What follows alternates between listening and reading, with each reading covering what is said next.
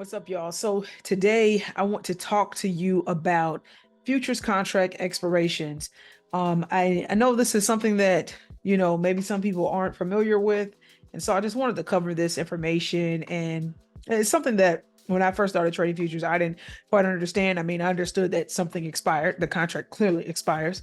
But all the details around it and what it really means wasn't something that was readily available, and a lot of people didn't talk about it. So I want to go over that today so that you have as much knowledge as possible, and also so that you can see what you need to do when contract expirations are coming up, right?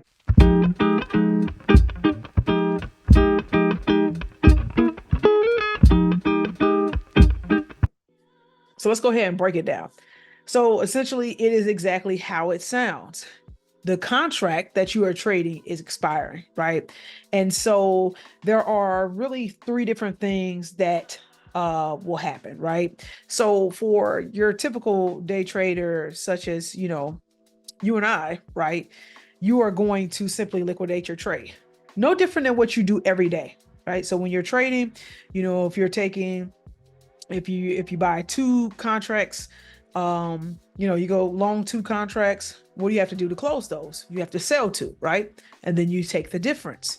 So whatever, if positive, negative, whatever, profit loss, you take the difference. So that is really the first option. When that contract is expiring, right? That is your opportunity to liquidate that position, and you will take whatever difference it is. The next option is you can do a rollover. So, and because, being that we're day traders, there's no reason for us to be rolling anything over, right? So we're all going to fit into this first category, but so that you really understand what's going on, there's a rollover. So when that contract expires, you have to do something, right? So, in the case that you still want to maintain that position, what you're going to do, let's say that you were long two contracts, right?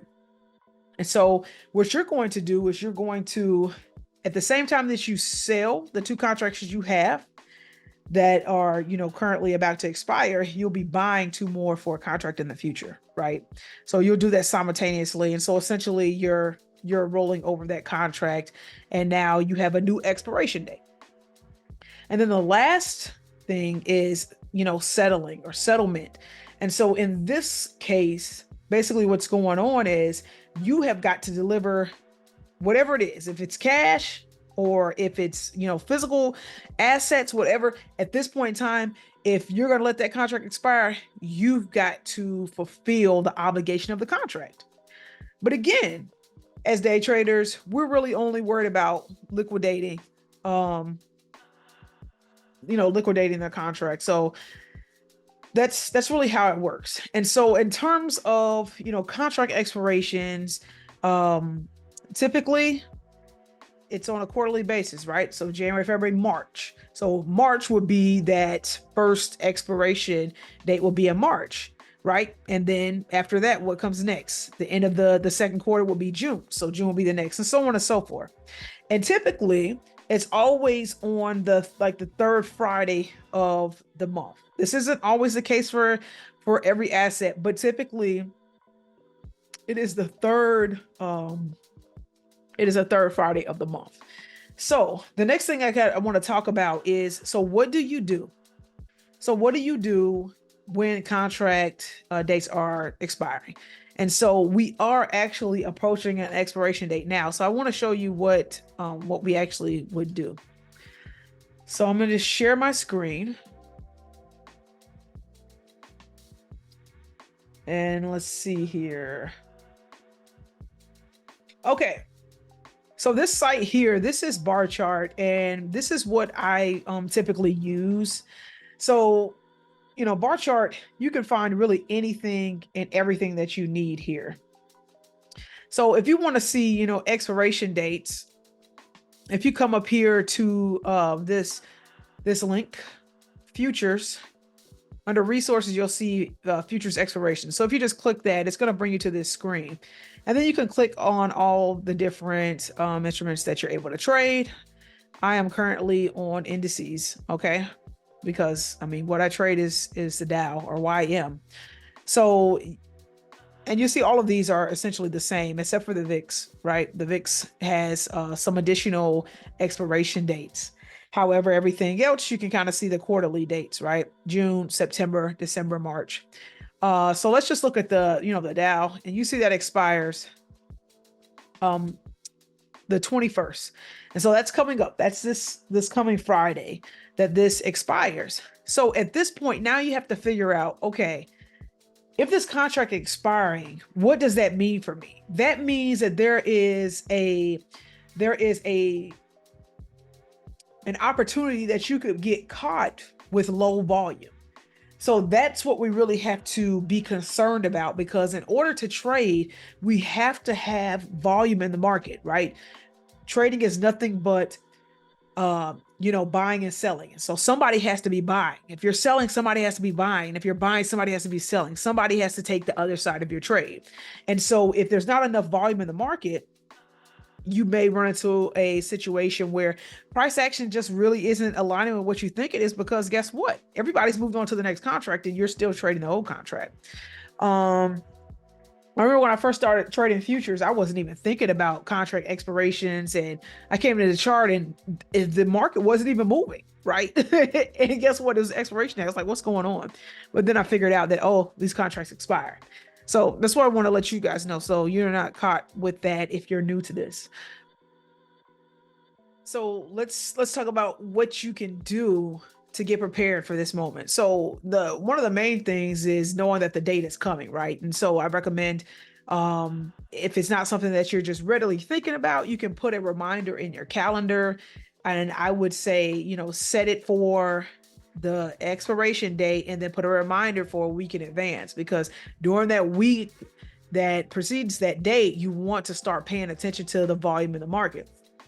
And so all you have to do is simply go back to bar chart and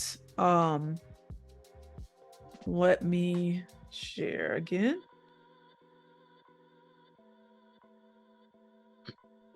Okay, so whatever you're trading, if you simply click on it, okay, if you click on it, it's going to show you these details, right? So when you come in here, what you're going to see is you see all of these in the parentheses. It says June 24, September 24. So what you're seeing is the different contracts. This is the one that we're currently on that is about to expire this Friday. And this is the upcoming one, right? This is the next one. And so if you look at the volume numbers, you can see the difference, right? So you can see most of the volume, even though this is super low, right? Go and look at this thing when the market is actually open. Look at it during the New York session. Okay, look at it during the New York session. Regardless, though, this concept is going to be the same. The volume is in this September contract. So majority of people have already moved over, right? That's what you'll see if during the New York session, go take a look and you'll see the majority of the folks have already moved over to the new contract. So at this point in time, you might as well start trading on the new contract. Now, you can continue to trade this until the expiration date, but it's not in your best interest. And then if you even look, you can trade this December contract, but look what you got out here, right? Look how low that volume is. It wouldn't be ideal for you to trade this particular contract because look how low the volume is. So this is where you want to be. And so that's what you want to do as you start to get closer to that date. Go and look at the volume and watch it, and make sure that you're trading the contract with the expiration date that has the most volume. Now, another thing is, depending on who you are actually using, right, as your broker, for me that is NinjaTrader. And I'm going to show you this because I took a screenshot of it today because I wanted to be able to show you something. But this is a screenshot of what showed up when I logged into my NinjaTrader account today.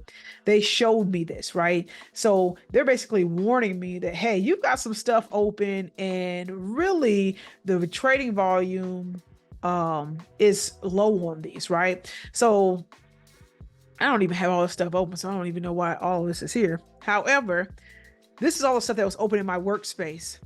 But if you look right here at YM, right, it's showing that the volume is 10,997. And when I went and I was like, oh, okay, so they're letting me know that that trading volume is getting low and it's probably best to go ahead and switch over. And so at that point, I went out the bar chart, I took a look, and I could see that that September contract was trading much, much higher than the June. So I went ahead and I changed my chart to the new contract, the contract with the upcoming expiration date. So depending on your broker, they will give you some insights there. But regardless, all you have to do is come in here, look at the volume, make those comparisons, and just go ahead and move over to that next contract as you're starting to see that volume increase there. So I hope that was helpful for you guys. I didn't want to spend too much time on it, but I want to make sure that it's clear. If you have any questions or comments, feel free to drop them in the comment section, and I will talk to you guys soon. All right.